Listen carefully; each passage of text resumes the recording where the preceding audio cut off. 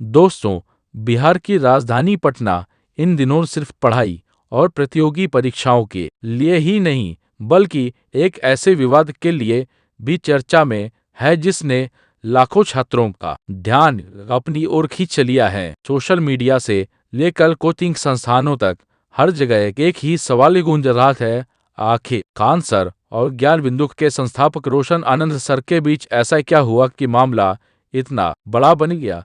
क्या यह केवल दो शिक्षकों के बीच का मतभेद है, या फिर इसके पीछे शिक्षा जगत की बढ़ती प्रतिस्पर्धा, प्रतिष्ठा और प्रभाव की लड़ाई छिपी हुई है? आज की इस वीडियो में हम इस पूरे मामले को समझने की कोशिश करेंगे, लेकिन किसी भी पक्ष का समर्थन या विरोध किए बिना, केवल उन बातों के आधार पर जो सार्वजनिक रूप से सामने आई हैं। साथ ही हम यह भी जानेंगे कि इस तरह के विवादों का समाधान क्या हो सकता है और आखिर इसमें सबसे ज्यादा नुकसान किसका होता है। पटना को वर्षों से प्रतियोगी परीक्षाओं की तैयारी का एक बड़ा केंद्र माना जाता रहा है। यहाँ हजारों छात्र हर साल अपने सपनों को पूरा करने के लिए आते हैं। इसी माहौल में कई शिक्षकों ने अपनी मेहनत, पढ़ाने की शैली और परिणामों के दम पर एक बड़ी पहचान बनाई। खान सर और रोशन आनंद सर भी ऐसे ही लान हैं जिनकी लोकप्रियता लाखों छात्रों के बीच देखी जाती है। दोनों के समर्थक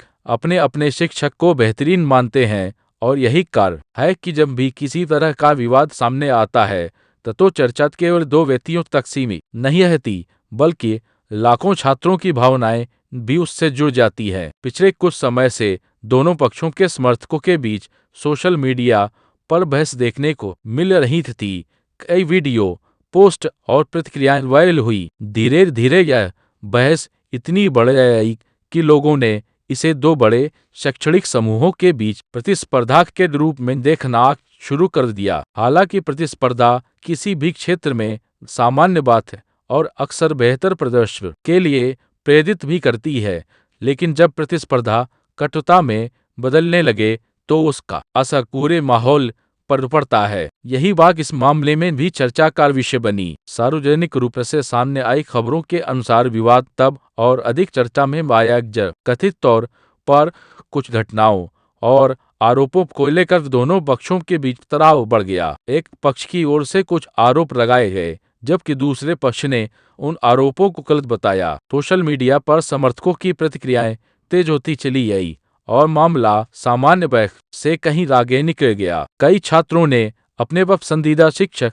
के समर्थन में पोस्ट लिखी, वीडियो बनाए और अपनी राय व्यक्त की। देखते ही देखते यह मुद्दा पूरे बिहार और फिर देश के अन्य हिस्सों में भी चर्चा का विषय बन गया। यह समझना जरूरी है कि जब किसी शिक्षक की लोकप्रियता लाखों छात्रों के बीच होती है, तब उनके हर बयान और हर कदम का प्रभाव बहुत बड़ा होता है। छात्र केवल पढ़ाई ही नहीं, बल्कि उनके व्यवहार और सोच से भी प्रभावित होते हैं। इसलिए जब दो लोकप्रिय शिक्षकों के बीच विवाद की खबरें सामने आती हैं, तो छात्र भी भावनात्मक रूप से उससे जुड़ जाते हैं। यही कारण है कि इस मामले में भी कई छात्रों ने खुलकर अपनी राय रखी और सोशल मीडिया पर समर्थन या विरोध जताया। लेकिन यहाँ एक महत्वपूर्ण सवाल उठता है, क्या शिक्षा का उद्देश्य छात्रों को बेहतर भविष्य देना है या फिर उन्हें गुटों में बांटना? अधिकांश छात्र पटना या अन्य शहरों में किसी शिक्षक का समर्थन करने नहीं, बल्कि अपने करियर को बेहतर बनाने आते हैं। उनके लिए सबसे महत्वपूर्ण उनकी पढ़ाई, उनका चयन और उनका भविष्य होता है। यदि शिक्षक और संस्थान आपसी विवादों में उलझ जाएं, तो इसका सबसे बड़ा नुकसान उन्हीं छात्रों को होता है जिनके लिए यह पूरा शिक्षा तंत्र बनाया गया है। इस विवाद को देखने का एक दूसरा पहलू भी है। शिक्षा के क्षेत्र में आज प्रतिस्पर्धा पहले से कहीं अधिक बढ़ चुकी है। Online platform, YouTube, mobile app और ऑफलाइन कोचिंग संस्थानों ने शिक्षकों को लाखों छात्रों तक पहुंचने का अवसर दिया है। ऐसे माहौल में लोकप्रियता, ब्रांड वैल्यू और छात्र संख्या भी महत्वपूर्ण हो जाती है।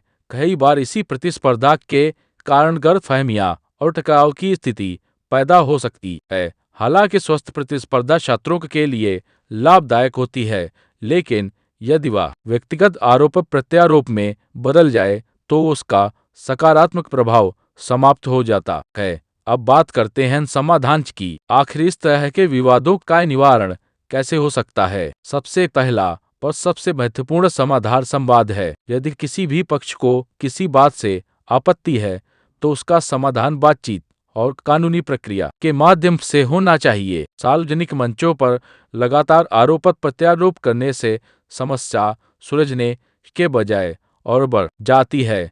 दोनों पक्ष यदि छात्रों के हित को सबसे ऊपर रखें, तो किसी भी विवाद का शांतिपूर्ण समाधान निकाला जा सकता है। दूसरा समाधान यह है कि छात्रों को भी भावनाओं में बहकर किसी प्रकार की उग्र प्रतिक्रिया नहीं देनी चाहिए। किसी शिक्षक का सम्मान करना अच्छी बात है, लेकिन सम्मान का अर्थ यह नहीं कि दूसरे व्यक्ति के प्रति नफरत पैदा की जाए। छात्रों का असली लक्ष्य अपनी पढ़ाई और सफलता होना चाहिए। यदि वे अपना समय सोशल मीडिया की बहसों में बिताने लगेंगे, तो उनका ही नुकसान होगा। तीसरा और सबसे महत्वपूर्ण समाधान यह है कि शिक्षा जगत में कार्य करने वाले सभी लोगों को यह याद रखना चाहिए कि वे समाज के लिए आदर्श होते हैं। लाखों युवा उन्हें देखकर सीखते हैं, इसलिए उनके शब्दों और व्यवहार में संयम होना बेहद आवश्यक है। यदि शिक्षक शांत और सकारात्मक रहेंगे, तो छात्र भी वैसा ही व्यवहार अपनाएंगे। अंत में